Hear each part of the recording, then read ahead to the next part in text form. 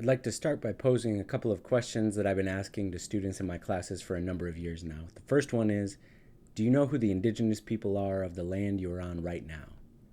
The vast majority of university students I've asked this to in Michigan are unable to name any local tribes at all. I often follow up by asking students a second question.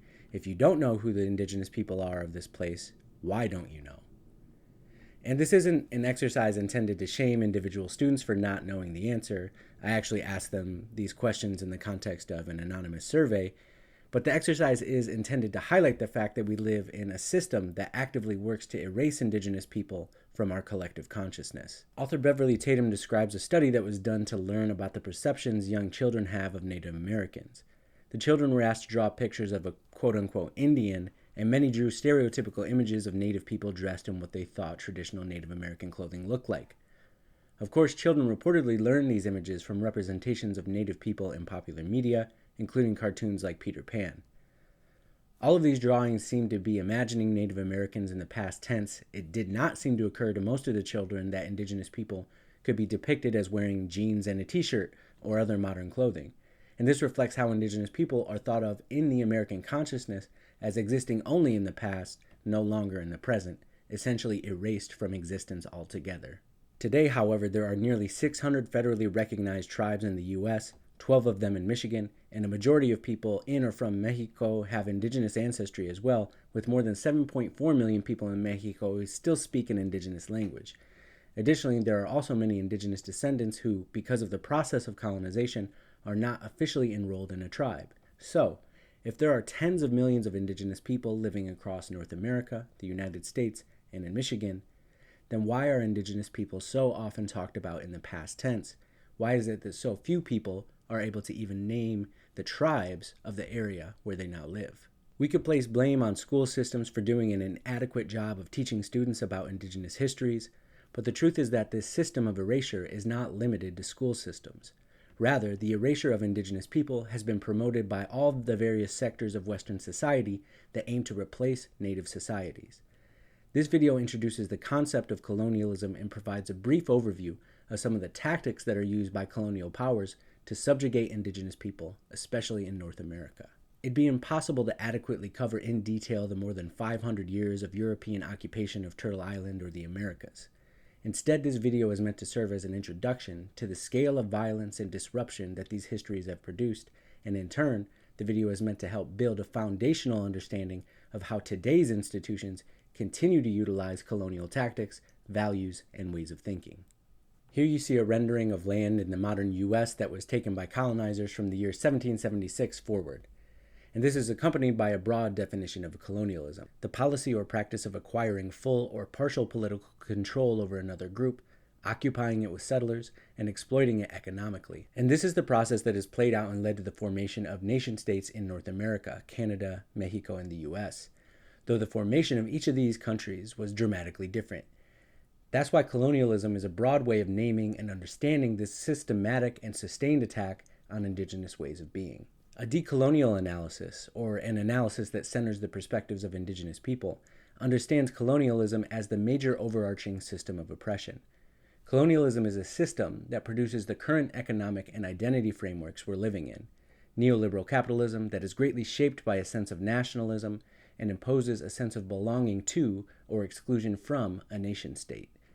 It is in this context that dominant modes of gender relations and sexism, race relations and racism, class status and class discrimination, etc. are defined.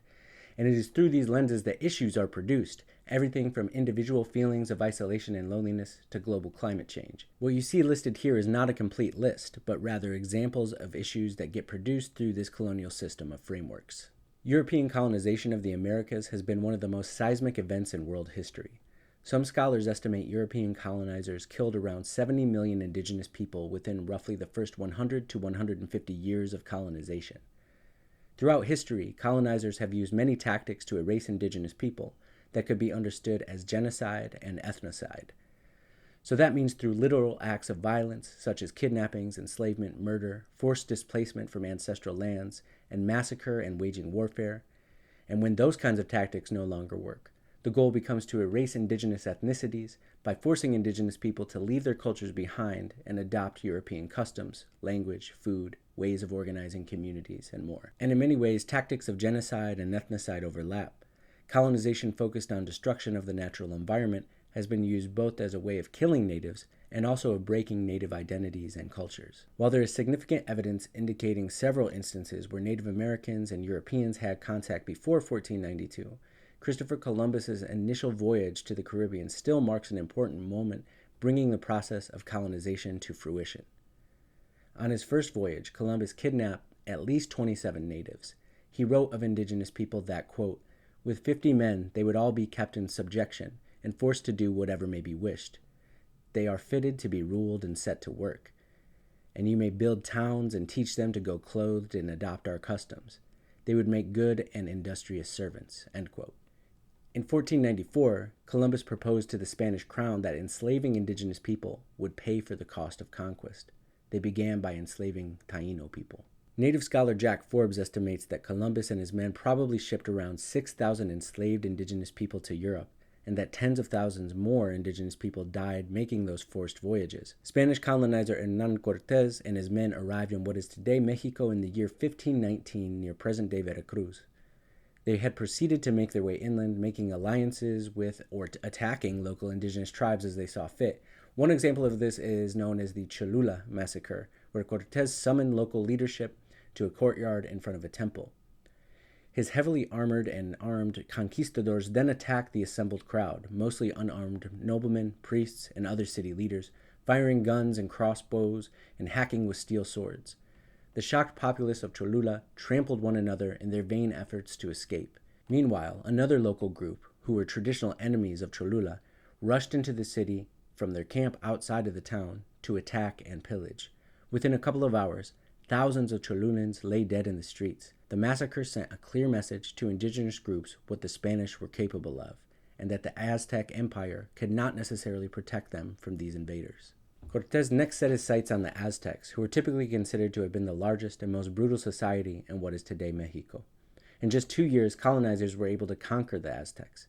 While it is often argued or assumed that the Spanish were able to conquer Mexico because of superior weaponry and military tactics, it is typically overlooked that tens of millions of indigenous people died from a series of epidemics, and this played a central role in the conquest as well.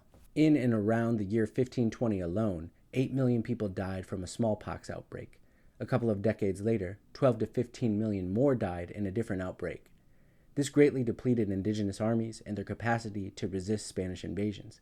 Additionally, the Spanish utilized a divide-and-conquer tactic and leveraged existing rivalries amongst indigenous groups to fight one another. Colonization is not only significant because a number of people have died as a result, but because entire lifeways have been disrupted and in some cases completely destroyed.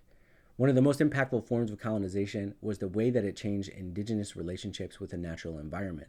As just one example, the American bison, which is commonly referred to as the buffalo, is an important historical source of food to the Northern Plains native nations. Additionally, tribal histories, cultures, traditions, and spiritual lives all connected deeply to the buffalo in a reciprocal relationship. Bison provided food and other resources, and Northern Plains people honored and cared for the bison through ceremonies and other cultural protocol. Major generals in the U.S. military documented on multiple occasions their strategy of decimating the buffalo population in order to make natives poor and force them to accept the idea of living on reservations. There were approximately 30 million bison on the continent, but as a result of this colonial tactic, there were only a few hundred left in the wild by the end of the 19th century. The reservation land allotted to natives was often terribly infertile, further forcing natives to rely on government-provided food rations. This process broke central aspects of indigenous identities and ways of life that revolved around specific foods, processes of hunting, and relationships between natives and particular ecosystems. In Mesoamerica, lands were often communally stewarded before colonization, but the Spanish forced indigenous people to enact capitalist forms of land distribution and ownership over natural resources. This has led to continued deforestation and pollution of natural resources, as well as increased competition and violence over land disputes. Across the Americas, a colonial, neoliberal food system has emerged to dominate food production and consumption. In this food system, natural resources are seen as commodities, and so profits are prioritized. This has led to widespread reliance upon unhealthy foods that are produced in ways that are detrimental to the environment and treat animals unethically. To further erase the existence of indigenous societies, the Spanish often constructed new buildings, especially churches, directly on top of indigenous temples, and they destroyed important historical indigenous documents. As one example, in the mid-16th century, Franciscan missionaries burned nearly all of the Maya's written records in an effort to eradicate their religions. Today, only 3 or 4 Maya codices remain. 3 of them are named for the European cities where they are kept: Dresden, Paris, and Madrid. Those who survived the initial invasions of Spanish colonizers were put under immense violent pressure to convert to Catholicism and to adopt Spanish customs. From roughly 1811 to 1821, Mexico fought a war against Spain to gain its independence, and the impact of these events of course had a resounding effect. But as author Guillermo Bonfil Batalla points out in his book Mexico Profundo, the colonial structure established by Spanish colonizers were and still are in place in Mexico. The structure of mestizaje implemented through colonization erases the indigenous praxis of a nation in which the vast majority of residents have indigenous ancestry. So even while the formation of Mexico as a nation incorporated certain elements of indigenous cultures, and a majority of Mexicans have indigenous ancestry, these are often superficial representations of only certain indigenous groups that erase the great diversity of cultures across Mexico. While Mexico's most powerful people make periodic use of indigenous aesthetics, Mexico is a nation that exercises great subjugation of its indigenous communities. A report issued by minority rights group finds that many of the issues that had driven the initial uprising of the Zapatista movement in the 1990s remain unresolved. Quote, indigenous farmers continue to be harassed or attacked by paramilitary groups as they work their land. Police brutality and mistreatment by the justice system were commonly reported. Some indigenous communities were prevented from electing their customary representatives. Attempts by communities to defend their lands against illegal loggers or to campaign for their rights met with violence on the part of armed groups who appeared to be operating with impunity. Indigenous women were particularly marginalized in many communities. This pattern could be seen across a broad range of socioeconomic indicators, including education, employment, earnings, and income. In addition to persistent poverty and lack of access to health services, which more markedly affected indigenous women, they also suffered domestic violence. End quote. Further to the north, there are countless historical examples of indigenous communities suffering acts of colonial violence. In 1862, President Abraham Lincoln ordered the hanging of 38 Lakota Indians. Many massacres like this are cloaked in the rhetoric of military victory, so if we call it a military victory against natives, that is a lot softer than saying dozens or hundreds of people were murdered by the U.S. military. There were many forced removals of Native Americans, such as the Trail of Tears or the Potawatomi Trail of Death, where indigenous people were forced by gunpoint off their lands and made to walk to an entirely different part of the country. Many people died on these excursions. Through colonial government and corporate practices, there are many Mexican and Central American indigenous people who are forced to migrate northward into the U.S. The irony, of course, is that these people get labeled as immigrants when they are more indigenous to these lands than people of European descent. And this is why in the zine Undoing Borders, a Queer Manifesto, the organizing collective known as Havoc argues that the U.S.-Mexico border is part of a larger cycle of colonial violence, writing that the border is, quote, inherently rooted in deep-seated racism, classism, xenophobia, sexism, homophobia, and ableism. Indigenous people across North America understand that their cultures are connected and that the borders that separate them are rooted in this kind of colonialism. The U.S.-Mexico border itself is a result of colonial history. The popular phrase, "we didn't cross the border crossed us," refers to the fact that the United States invaded and stole a large portion of Mexico in the mid-19th century. Here's an image of the U.S.-Mexico border in 1847. You can see that basically the entire southwestern United States used to be part of Mexico until this land was stolen by the U.S. in 1848. So many indigenous people living in this region suddenly started being called immigrants on their own land because they were seen as foreigners once white settlers started moving in and claiming the land. This is called a war with Mexico, but it is another example of how colonial massacre and theft are cloaked in the rhetoric of military conquest. Where the project of colonialism is unable to facilitate the literal physical extermination of indigenous people, it often resorts to forced assimilation of indigenous people into European or American ways of being in order to further erase indigenous cultures. One of the most prominent examples of this are the American Indian boarding schools, where Native children were forcibly abducted by government agents, sent to schools hundreds of miles away, and beaten, starved, or otherwise abused when they spoke their native languages, banned from acting in any way that might be seen to represent traditional or cultural practices, stripped of traditional clothing, hair, and personal belongings and behaviors reflective of their native cultures. Between 1869 and the 1960s, hundreds of thousands of Native American children were removed from their homes and families and placed in boarding schools operated by the federal government and the churches. In 1892, founder of the flagship National Carlisle Indian Industrial School, Lieutenant Richard Henry Pratt, gave a speech that effectively summarized the role of these schools, agreeing with the widespread sentiment at the time that the only good Indian is a dead one, but also adding, quote, that all the Indian there is in the race should be dead. Kill the Indian in him and save the man. This idea of civilizing savage Indians is one that continues to reverberate throughout the Americas. The Spanish imposed a caste system that divided people in terms of the privileges that they had during colonial systems in the New Spain viceroyalty. The Catholic religion provided the ideological justification for the colonization project in New Spain, since indigenous peoples were considered savages, primitive, and uncivilized beings whose souls needed to be saved.